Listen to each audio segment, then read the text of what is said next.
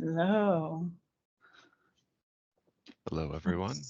Hi, Sarah. Hi, James. Hi, Cindy. Looking forward to hearing from you today, Sarah.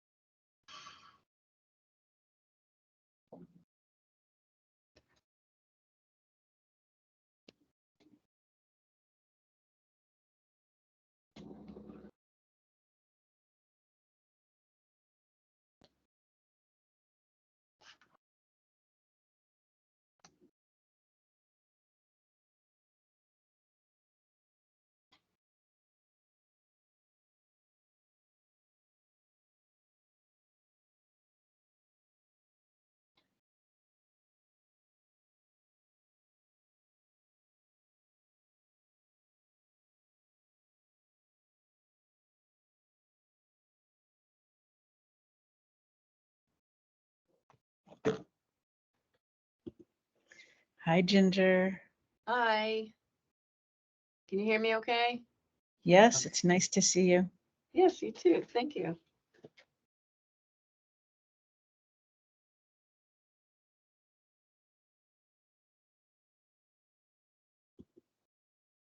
Hi, Lucy. Looking forward to hearing from you today.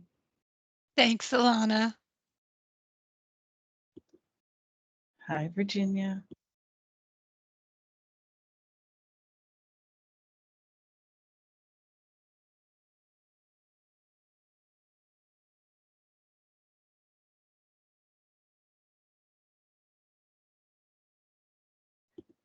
Hi, Chad. Looking forward to hearing from you today. Good afternoon.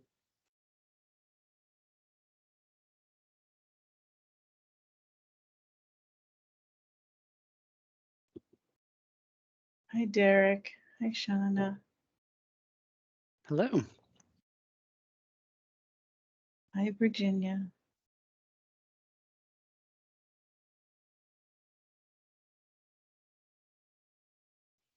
Hi.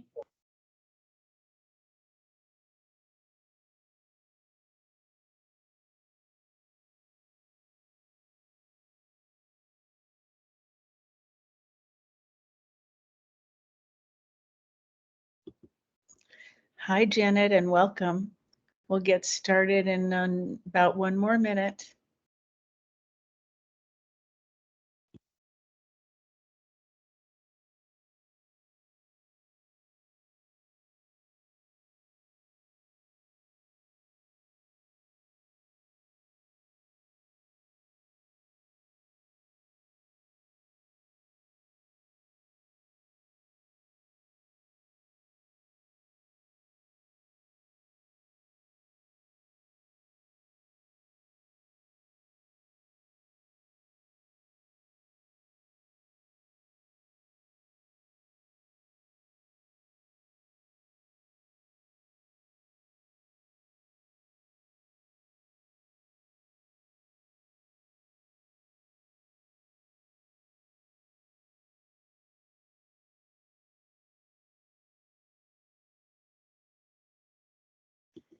Okay, we're going to go ahead and get started. Thank you and welcome to the House Bill 2420 Working Group. My name is Alana Hine. I'm the facilitator for the group. Wanted to start with a couple of general notes, and then I'd like to do a round of introductions, especially because we have a new member joining us. So the ground rules, if you remember, are to let the facilitator facilitate, to share the air, to participate and engage, to use the parking lot, to ask questions, listen to understand, use the raise hand function if you want to speak, use the chat only to share links, not for ongoing commentary, and only work group members may speak or post in the chat. Meetings will be, hi Paula, meetings will be recorded, and the notes will be posted, and we have a way to that we've consolidated all of the notes, and they will all be available to all of you. So anything that went by too fast or you missed a meeting, all of that information is going to be available in a couple of formats, and we can describe that today. I'd like to do a round of introductions of the work group members. If you'd be willing to say more than just your name, say kind of what you're what you're attached to, the reason that you were appointed to the work group, that would be great, so that our new work group member can get to know everybody. If you're willing, Janet, if we could start with you. The question that we asked when we first started was your name and your role, and then where you live and something you like about where you live, if you're willing to share that. Sure. My name is Janet Fredrickson, and I am the Environmental Health and Vital Records Supervisor for Josephine County. Let's see. Grants Pass it's a beautiful place. It is truly picturesque and lovely. I just wish it were closer to things. We moved here 20 years ago, and the one thing I do miss is the ability, we were in Seattle, to just be able to go to a show and it was just easy. Now it's not quite that easy, but we look around and it's like it really is a beautiful place. I mean, we're surrounded by mountains and we get all of the seasons, and yeah, we're lucky. We have beautiful Rogue River. Yep. Thank you. Thank you so much, Janet, and welcome to the work group. I'm going to go in alphabetical order, trying not to skip anybody. That means I'm starting with Stacy Clark and then Chad Dresselhaus. Stacy, you want to introduce yourself? Hi, good afternoon. I'm Stacy Clark. I am Chief of Staff for Representative Mark Owens. He is the legislator that introduced the legislation initially for this bill, which became a work group. So we just sit in and listen. Thank you, Stacy. We have Chad and then Lucy and then Ginger. Chad? All right. Thank you, Alana. Chad Dresselhaus, Executive Director of the Oregon Mortuary and Cemetery Board. We have quite a collaborative relationship with Vital Records, and you'll see that, or you'll hear more about that during my answering of the panel questions. Thank you. Thanks, Chad. Lucy, then Ginger, then I'll get there in a minute. Lucy, then Ginger. Lucy Gibson, and I am the Federal Revenue Specialist for District 4, Lynn, Lincoln, and Benton counties. It's my responsibility. I work for child welfare, sorry. And it's my responsibility to order all of the vital records for children and families who come into our resource care. And that's pretty much it. Thanks, Lucy.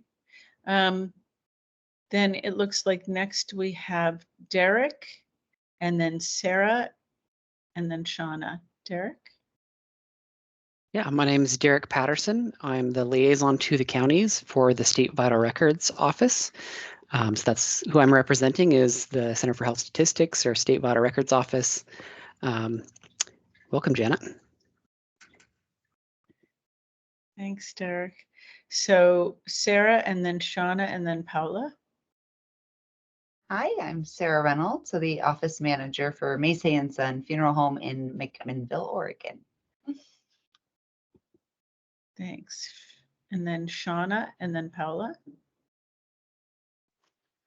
Shauna Peterson. I live out in Ontario, Oregon. I'm an attorney in private practice and I focus on estate planning and estate administration. I work frequently and live in Representative Owen's district, so was asked to sit on this board from that somewhat narrow but important perspective. Thanks, Shauna, and we'll look forward to hearing from you later. Paula and then Virginia. Hi, I'm Paola Souls. I'm with Clackamas County Public Health. I oversee the Vital Records program and the front office. I live in Oregon City in Clackamas County, and I love it because I live in a rural area, so it's just peaceful. Thank you. Virginia, and I think I missed Ginger, so we'll go back and get Ginger after Virginia. Hi there, Virginia Lopez, works for Harney County Health Department, and I print birth and death certificates. Thank you. Ginger? Hi, my name is Ginger Sorolla. I'm the lead deputy registrar for Jackson County Vital Records. And yeah. Thank you, Ginger. Did I miss anybody else who is on the work group?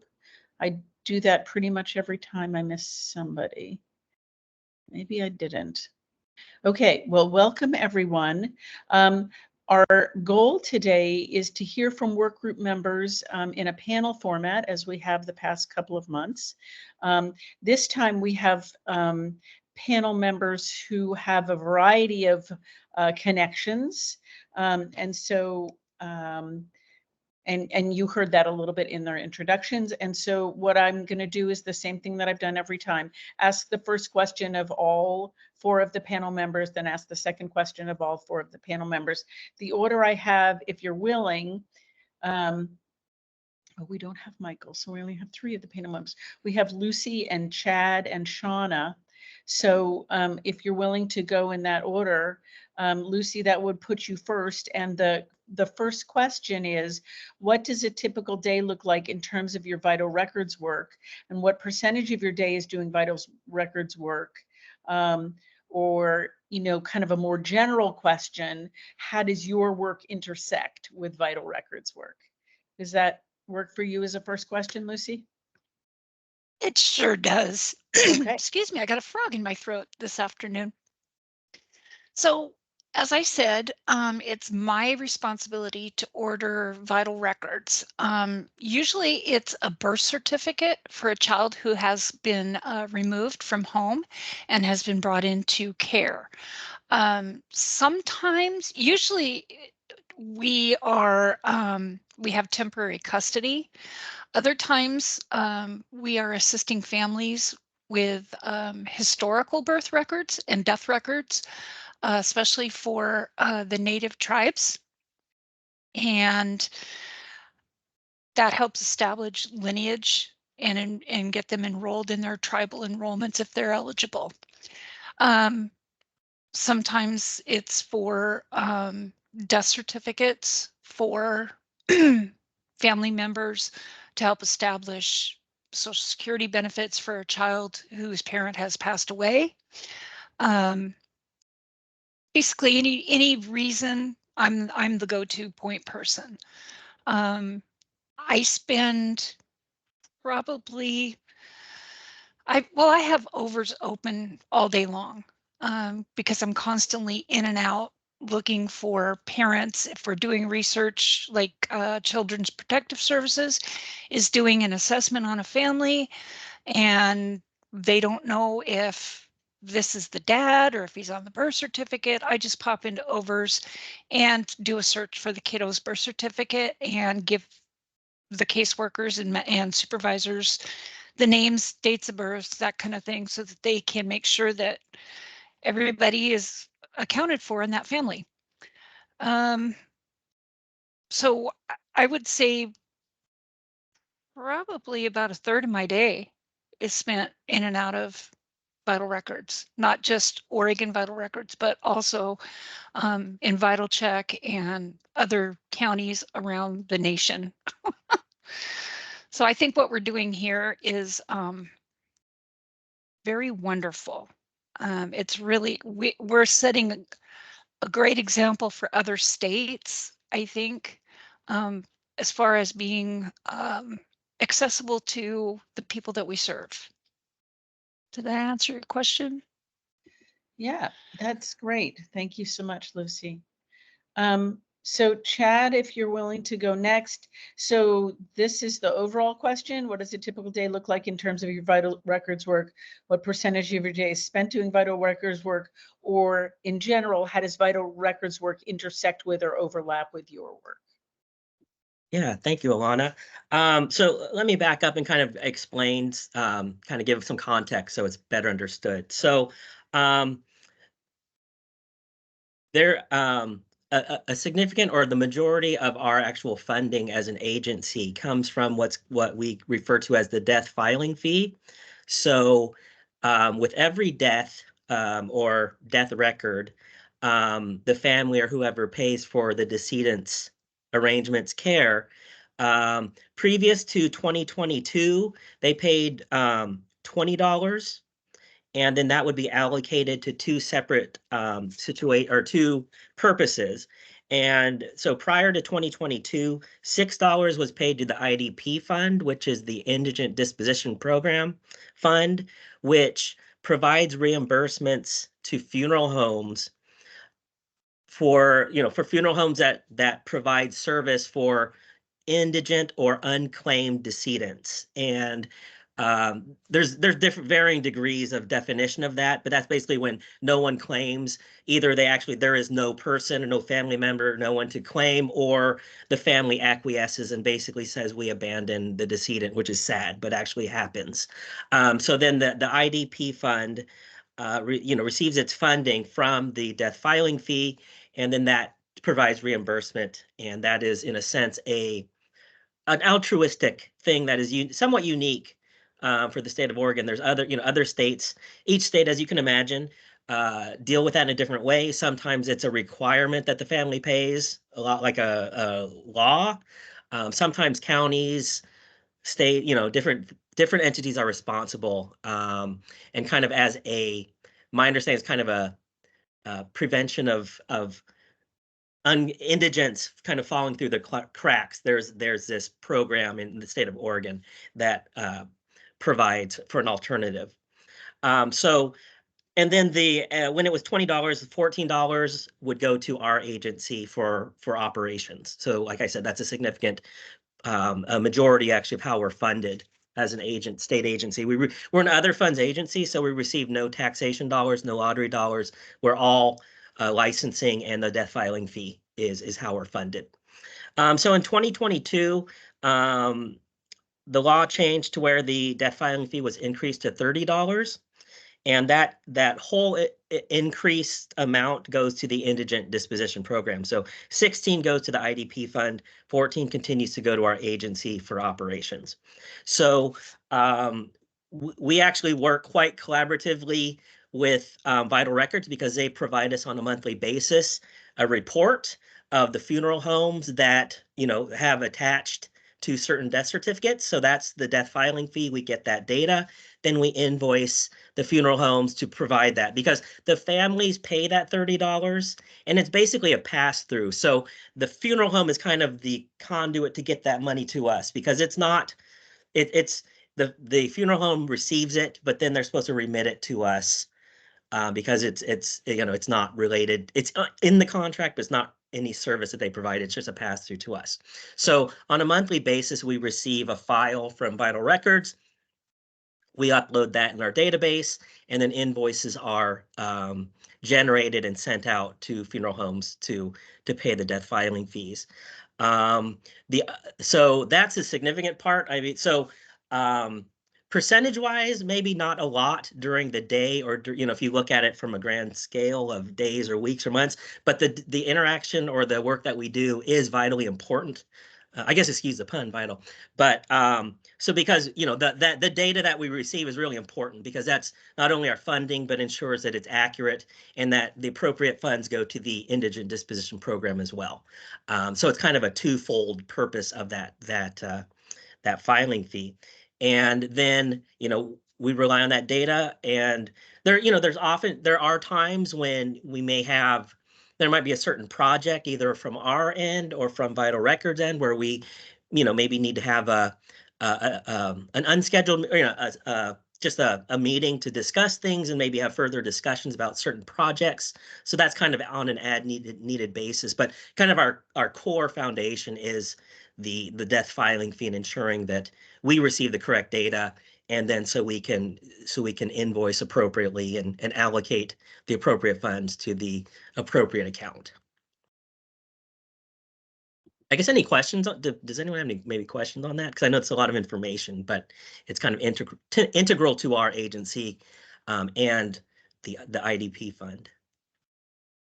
Yeah, well, people could have questions now, or they could also have questions. Yeah, sure. When we wrap up the panel, but yes, that was a lot. Thank you, Chad. Yeah, thank you.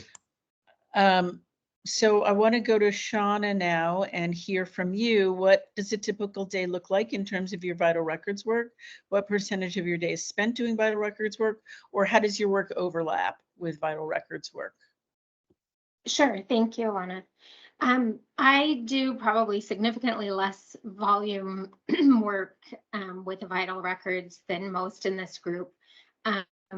Many things I do on the estate administration side obviously require a death certificate. So I'm generally dealing exclusively with death certificates. I don't do adoptions or any work like that. Often I don't get involved at all. My experience has been really seamless when it comes to somewhat recent deaths, funeral homes issuing and assisting the family with obtaining the death certificates. When my work becomes a little more involved is when we have an older death that hasn't been administered. It comes up a lot in the context of a first spouse to die, which legally is a relative non-event, but then needs taken care of when the second spouse dies, if that first spouse is still on the deed or an account or such. And it comes up somewhat frequently that people won't have requested enough original death certificates. And so I help with requesting those and getting those. Title companies are usually unearthing that kind of late in the game, and there's a closing schedule. And so it's a hurry up process that, probably could have been avoided if the family ordered enough and saved enough in the get-go. But we're usually requesting older death certificates, and by older I mean 5 or 10 years ago after the fact, so through Vital Check. Great, thank you, Shauna. So the second question, going back to you, Lucy, what's going well with your vital records work? Well, I'm glad you asked, because this is my happy place. Probably, oh gosh, I don't even know how, maybe Derek, you might know when we were able to start ordering vital records via email. That has totally changed my daily life. And the turnaround time from having to, everything was fax before. It's within the last year. Everything had to be done by fax. Well, when we were all working remotely, that would mean I would have to leave home and go to the office and use the secure fax there. So I would have to save up, for a couple of days of requests and then fax them all at once. Now I can actually, I work it into my steps of, okay, I look at overs, get the information, fill out the PDF form, save it, email it along with a copy of my ID directly to CHS agencies. And the turnaround time has gone from 12 weeks to about 2.5 at the most right now, maybe 3, I think is the longest I've had to wait on a birth or a death certificate in the last 4 months, 5 months. So I cannot be more ecstatically happy. That's my one thing. Thanks, Lucy. Chad, what's going well for you in terms of your interactions with the vital record system? Yeah, thanks, Alana. So like I said, every month we receive that file pretty much like clockwork.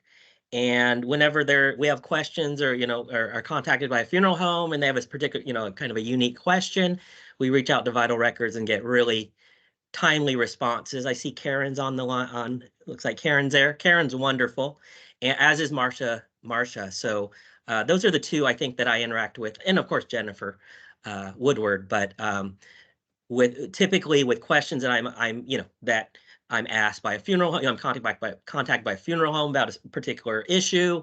I reach out if I'm not able, if I don't know, I'm not able to provide the answer. Reach out to Vital Records, and they're very responsive, and that's kind of the feedback I get from funeral homes too, is that when they reach out to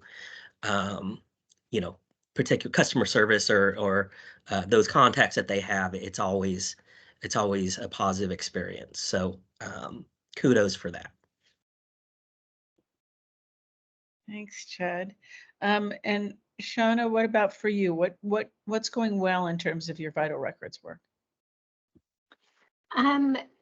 So like I mentioned before, when it's a matter of my clients working directly with the funeral home, that really is seamless. I'm not involved at all. I get universally really positive feedback. They make that process really easy. It's relatively recent that we could only use the short form for certain purposes in the legal realm.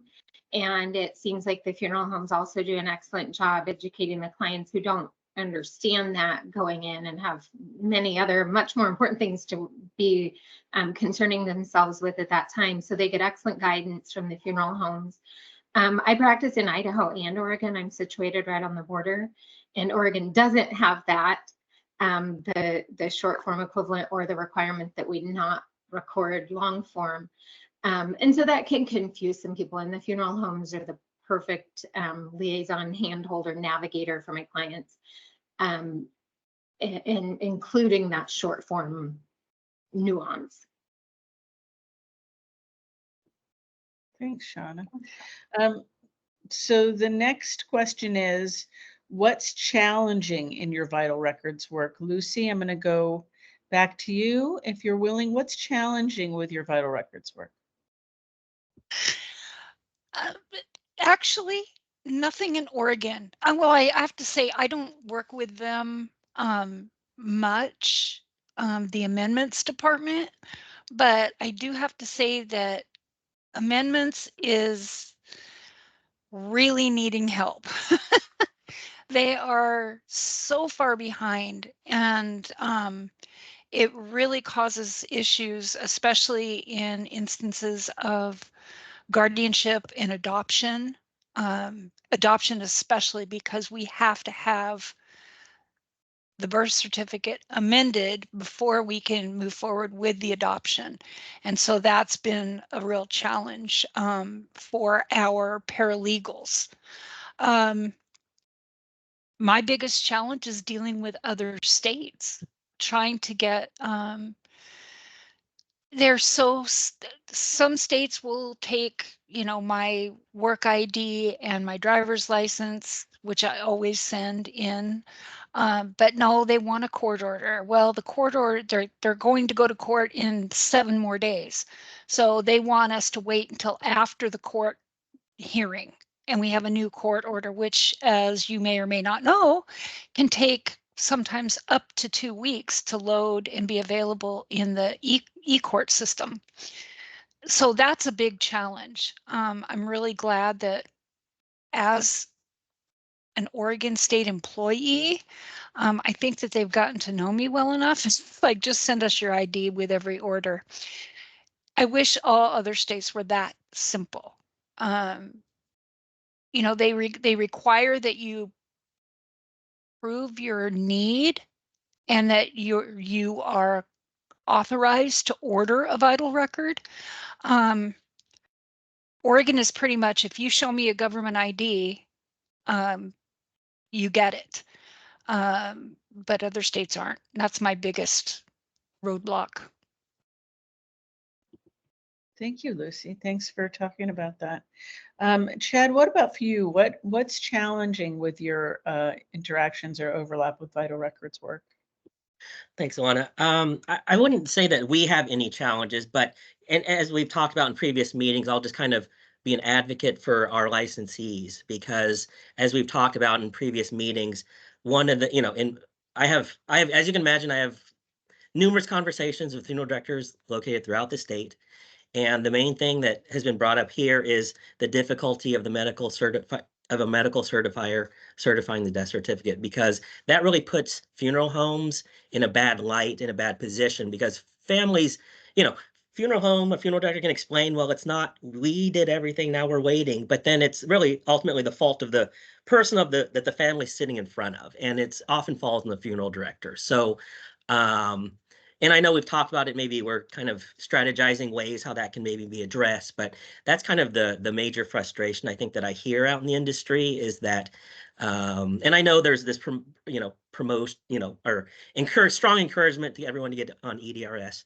But I think the one thing that I'd like to advocate overall is to provide or to help our licensees, equip them as best as possible, because they want to serve families and do it in an expedient way. And, if there's something, some entities or whomever, not pointing fingers, but if there's things kind of being delayed in that process, the funeral homes are the ones taking that brunt of emotion, and they're already taking it, as you can imagine, because it's the most traumatic time in someone's life. And then add on to that a delay of, if it's, it could be, probate or whatever, that they're waiting for insurance and all these different things. And, kind of unfairly kind of paints the funeral director as kind of the person responsible. So I'm advocating for ways, in any way that we can help expedite things so funeral homes can get, or so families can appropriately get death certificates in a timely and efficient manner. Thanks, Chad. Shauna, what about for you? What's challenging in the vital records work you do? So the most challenging thing I encounter is with VitalCheck. When you order, the process itself is easy. Maybe it could be made easier. My clients have a harder time understanding it than I do, because sometimes we'll need to upload letters testamentary and of course the photo ID and all that.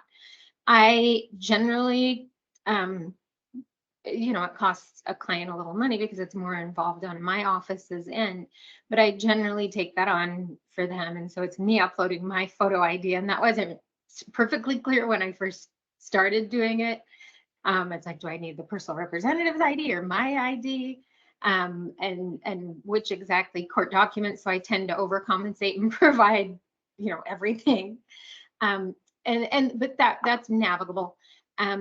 Then you'll pay even the expedited fee, because like I mentioned, it'll be a sale of a home, the title company's waiting, and you got to get a death certificate to clear off a deceased owner's name. And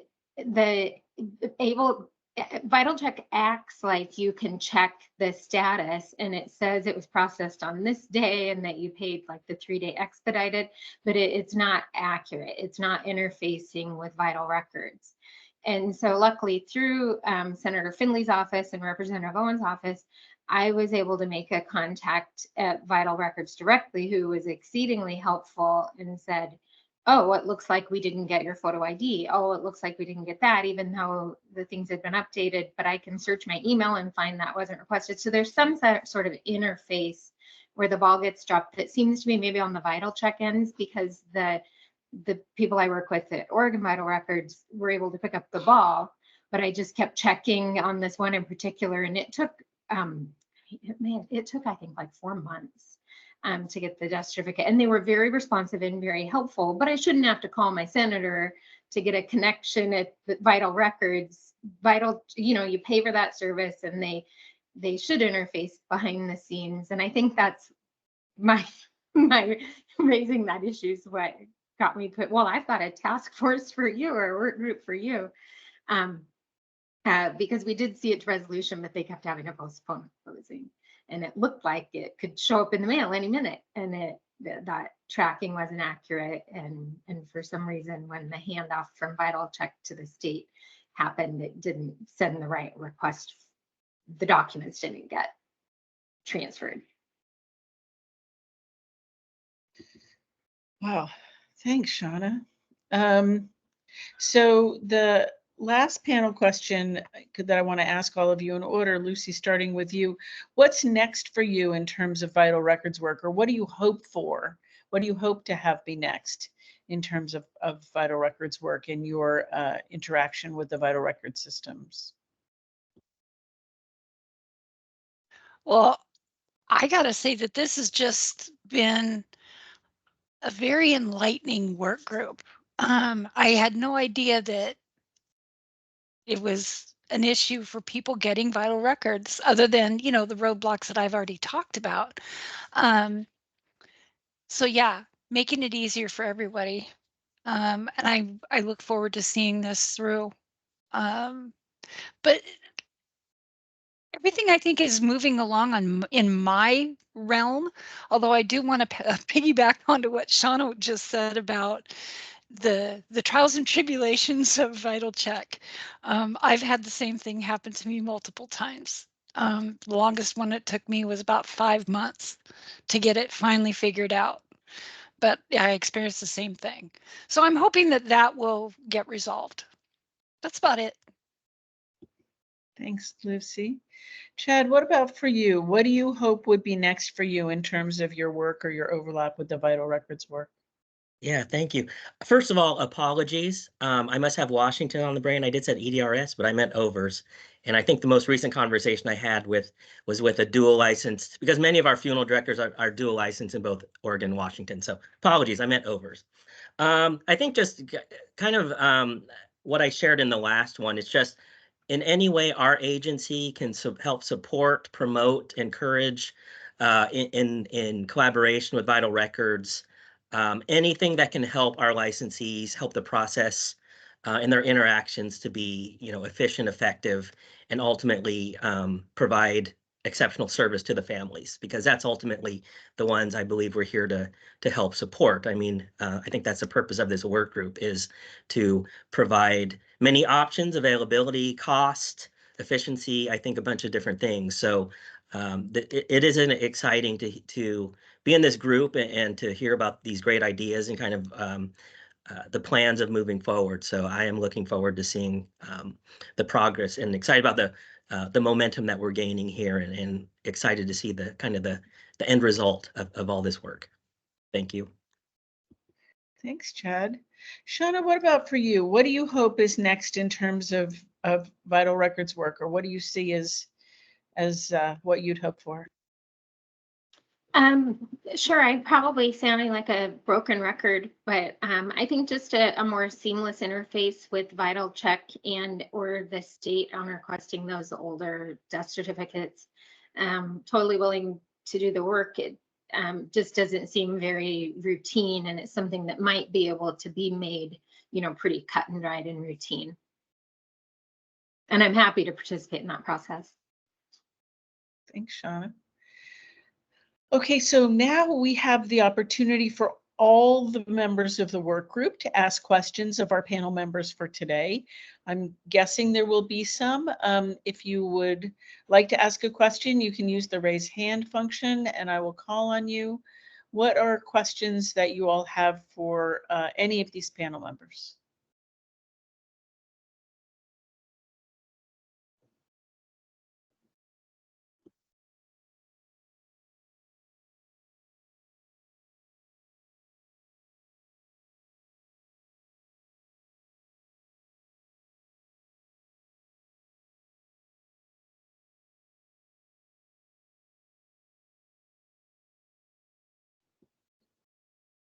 Okay, Derek. I have a question for Lucy. You had mentioned about adoptions not being valid until the birth record is amended. Can you speak more to that? That's a process that I'm not as familiar with. Sure, and I probably didn't say that correctly. If it's determined that a birth record needs to be amended, say there was a paternity test and they found out that there is a biological father that needs to be added per court order to the vital record, that amendment has to be done before the final court hearings, and basically before the adoption is finalized. And so a lot of times we'll get going on an adoption proceeding and realize, uh-oh, something has popped up at the 11th hour, and there we found a father. So then the birth certificate, an amendment has to be requested, and it's taking months and months and months for amendments. There was an issue.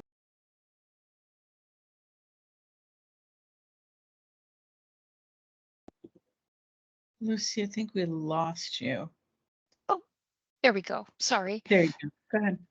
That an amendment was requested, and it's taken months and months and months. And then we find out, well, it wasn't submitted on the correct form. There's been a big kerfuffle the last, I don't know, year, 9 months about using a specific form for amendments. Those forms were used, but the folks in amendments said, no, you need to use this form, and they were using the older form. And so there was that tension between our agency and Vital Records. It was very frustrating, and in getting these done in a timely manner. So that was what I meant by it needed to be done before the adoption can be finalized. And so a lot of times it ends up, that's the one thing that they're waiting for, to be able to get that final court hearing scheduled. And so it's pushing back adoption sometimes months. And that's what I was referring to. Thank you. Yeah, that makes a lot of sense. Thanks, Lucy. Other questions for the panel members?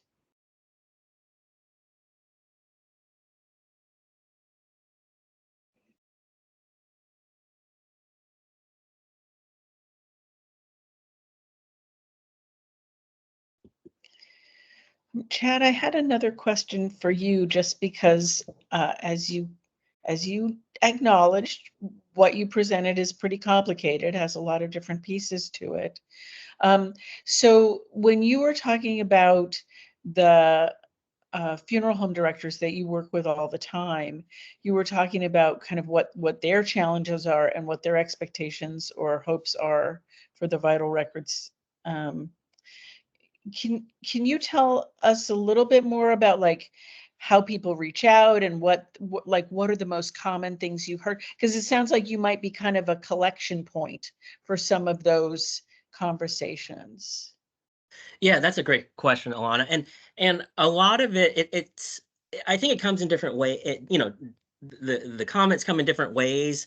I just, whenever, if I'm at a convention maybe or a district meeting where there's a number of funeral directors, or even when I go meet with them individually, they'll just share that oftentimes. I know it's shared, it's my understanding it's shared kind of within the licensee community. I mean, they share, I think, their frustrations with one another. So I just hear it kind of, not anecdotal, but I just hear it as their experience. And, it's kind of, and I always hear the reference, well, often I hear the reference of, well, in Washington State, doctors are required to file it electronically. And, I think that there's a state law mandate now in Washington State. So, they say it would be nice if Oregon had something like that. I hear stories of, and I think we've heard about this before, where someone has to go and kind of camp out at the doctor's office to chase this person down. Maybe the mailing it 2 or 3 times didn't work, so they have to actually go there every day and wait for that doctor to show up. I've heard those stories. So I think there's this kind of an overall frustration, and I don't know how percolating it is, but I just hear it kind of in waves, and it doesn't go away. So I just kind of consistently hear the challenge of, them kind of being on the hook of responsibility or blame because, certificates aren't getting certified in a timely way. So, and I know Jennifer's aware. I believe Jennifer and probably the whole Vital Records team that's associated with funeral homes are kind of aware of that, at least in passing. So I think, and I think that's why there's have been kind of discussions and kind of reactions to what are ways we can kind of do this in a, obviously, well, not obvious. Most likely it would be, most likely it's a change of behavior pattern, if you will, or conditioning. So I think it's something that, medical certifiers are not. Some are, varying degrees of willingness to do that. So I think, of just encouraging. I don't know if mandating is the right thing. I think that's up to discussion, but that's, so I don't know, in a roundabout way, I hope I answered the question, but it's just in my conversations, and it's just, I get it in different ways. I'll get calls, mostly calls, or I get, just like, or just when I'm meeting with funeral directors in person, I'll just say, how are you doing? What's going on? And they'll tell me challenges, and that's one of the major challenges that they face consistently throughout the state. Thank you. That's really helpful. Other questions from work group members? Ginger. Chad, I had a question to you about, you were talking about the fees, they went up. What was that, 2020? Is it helping with what's required? I mean, are you getting enough funding, or are you finding that there's not enough? Well, that's a great question, Ginger. And let me kind of go back. The reason why the fee increase was implemented is because I think in 2020 or so, we actually were doing our financial review of the IDP fund, and it was actually underwater. So we worked with our financial people who support our agency, kind of made projections on if we want to keep this fund sustainable, and kind of projecting for future deaths with, based on the economist office of the state. It was determined that a $30, or $10 increase would help ensure that the IDP fund is sustainable at least through, I think, 2025 or so. That was kind of the projection. So that's what we relied on, and that's what we, that's what Bill was proposed and signed. But great question. So there wasn't an actual need because we were underfunded at a time. So we just felt with the going rate, if you will, of deaths and indigents seem to increase, at least overall. We thought, we would need to take a proactive step in increasing that fund to continue the sustainability of it. Okay, thank you. Yeah, great question. Thanks, Chad. Other questions for the panel members?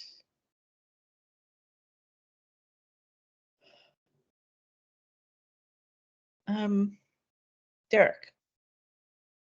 I asked something sort of similar in our one of our previous discussions, but I'm curious whether any of the panel members, as you've worked with different clients, if you've noticed any barriers as far as equity, where a certain group is finding it more difficult to get vital records, or any patterns in the barriers that they're facing. I know, Shauna, you had mentioned when the death record is older, like it's a 5 to 10-year-old death record, anything like that, or scenarios that jump to mind for you as far as equitable access.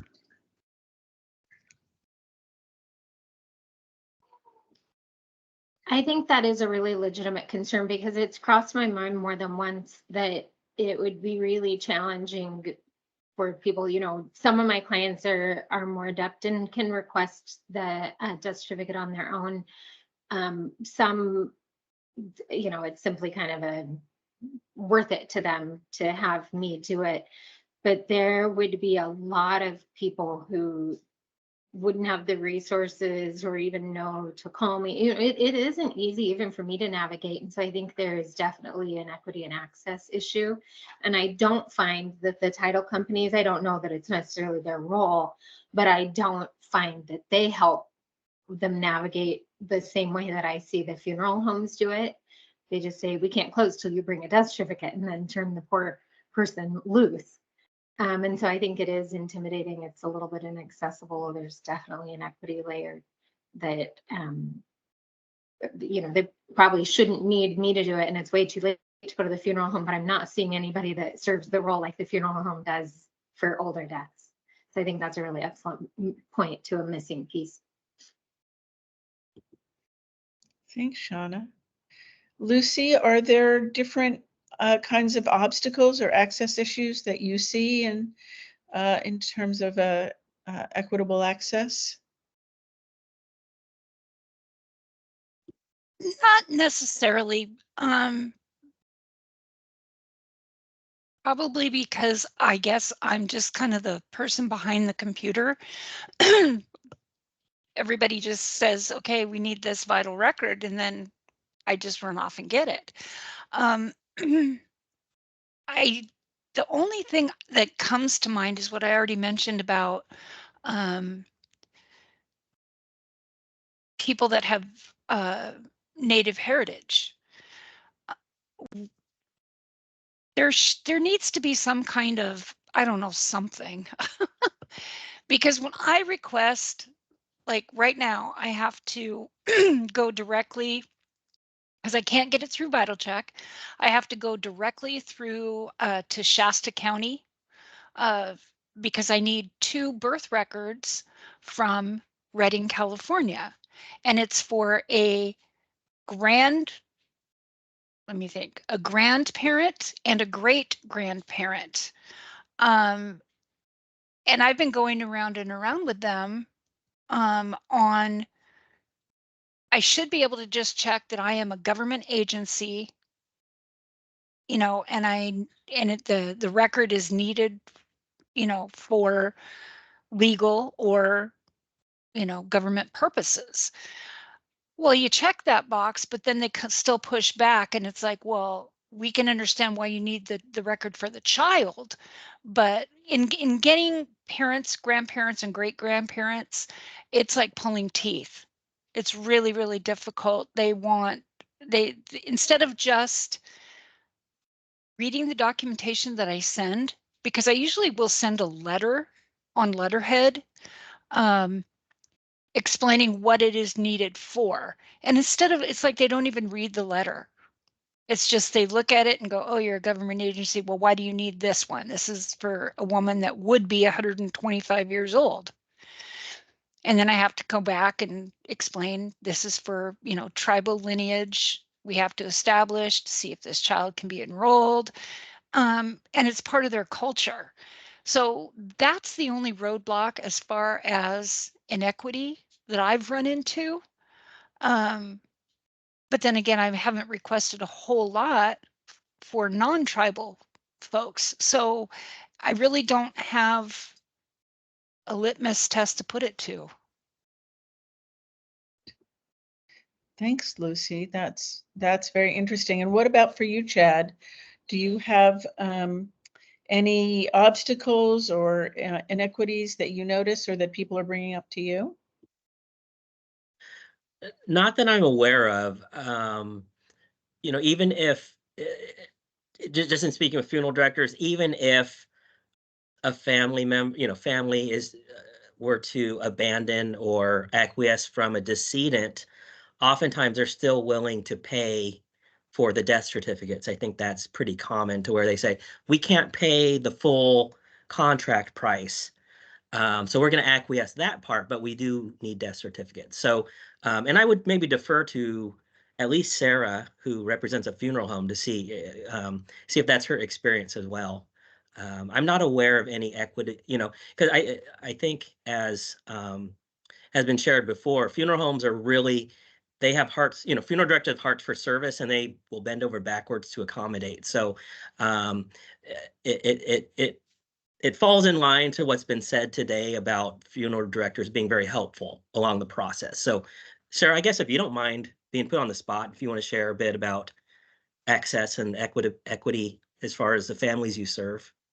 Yeah. We do most of the ordering of the death certificates and navigate that process. So really the only time it seems somebody can't get one easily is people who are confused by, like Shauna said, they're by the vital check process.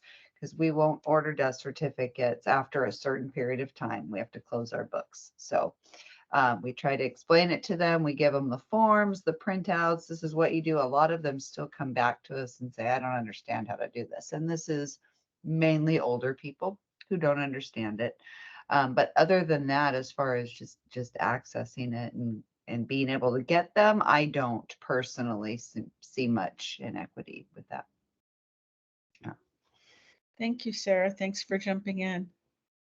Other questions from work group members for any of the panel members, or now we've added Sarah too?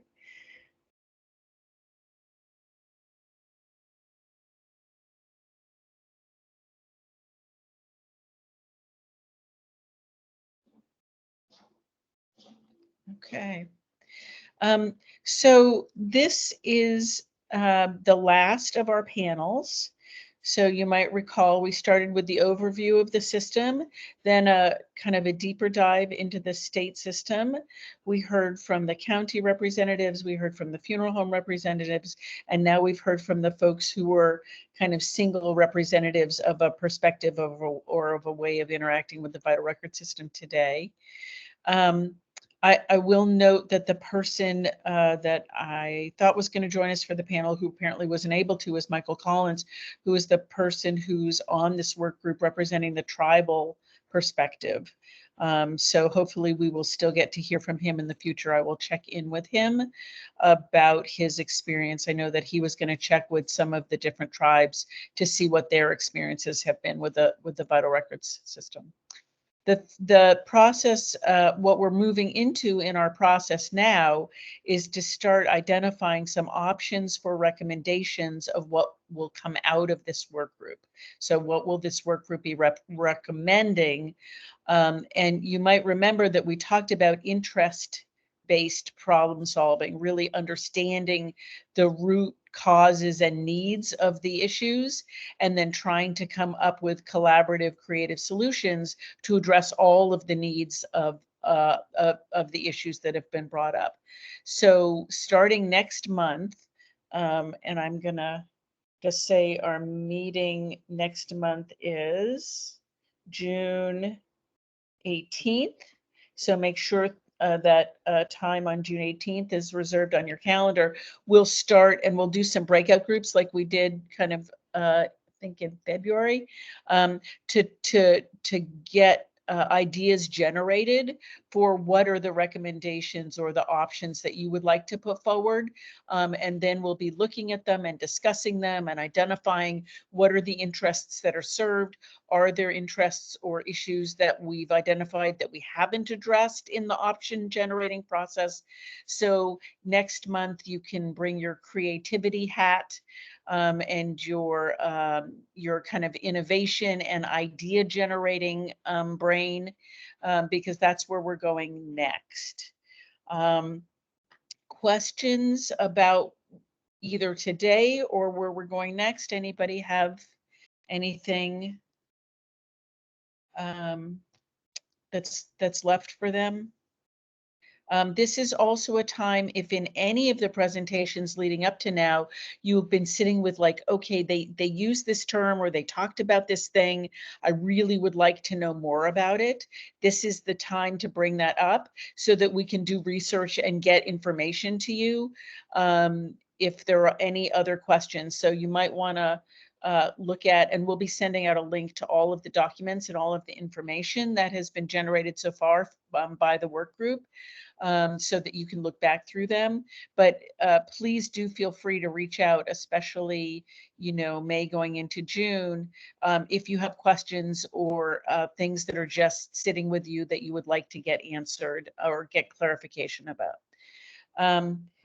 The last thing that we always do before we wrap up a meeting is a plus delta. So how did today go?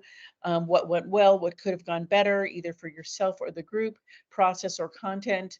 Any comments about how today went or how it could have gone better? The floor is open. Any work group members who have comments about how today went, you can simply unmute and make your comments. Lucy. I just want to thank you, Alana. You're probably one of the best facilitators I've ever sat in meetings with. And I just really want to give you a big kudos and a shout out because you're doing a wonderful job. And thank you. Thanks, Lucy. That's very kind. Other comments from work group members, how today went well, could have gone better. Any other comments, thoughts, or reflections about today's meeting?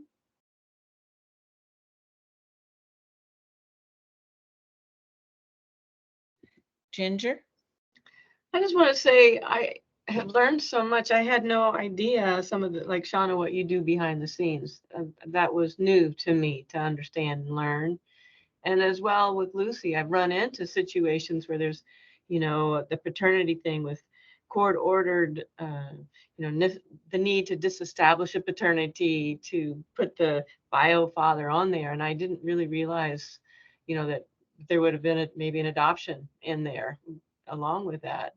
It's quite fascinating, actually. And Chad, some of the information that you've shared, there is so much that's like in the weeds that we don't know, you know, that's such an integral part of everything that is occurring. And the main part of it is always about these families that are trying to receive either the birth certificates or the death certificates, what I find is the common thread, if you will. But I really appreciate what I heard today. And I agree with Lucy. Alana, you've done a wonderful job at facilitating. It's nice you recap, you bring into what we need to focus on, and it's very helpful because a month goes by and that's a long time between meetings. So thank you. Thank you all. Yeah, thanks, Ginger. Any other comments about how today's meeting went? Could have gone better, went well? Any other thoughts?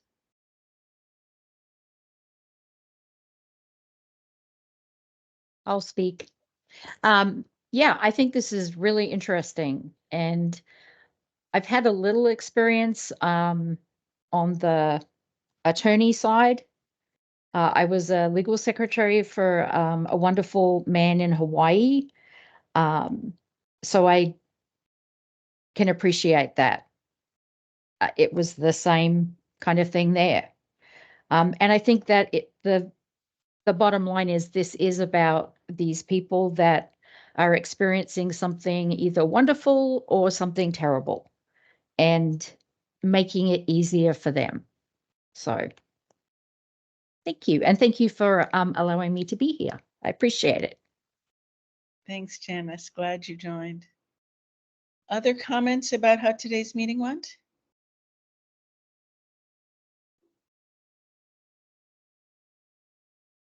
Okay, I want to say a big thank you to Shauna and Lucy and Chad for sharing such thoughtful insights and your perspectives, and really appreciated your remarks, and was super, super helpful, I think, to all of us. So thank you so much.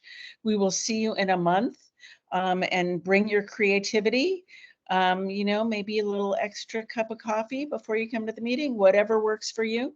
Looking forward to seeing you all in a month, and thank you again for being such great participants.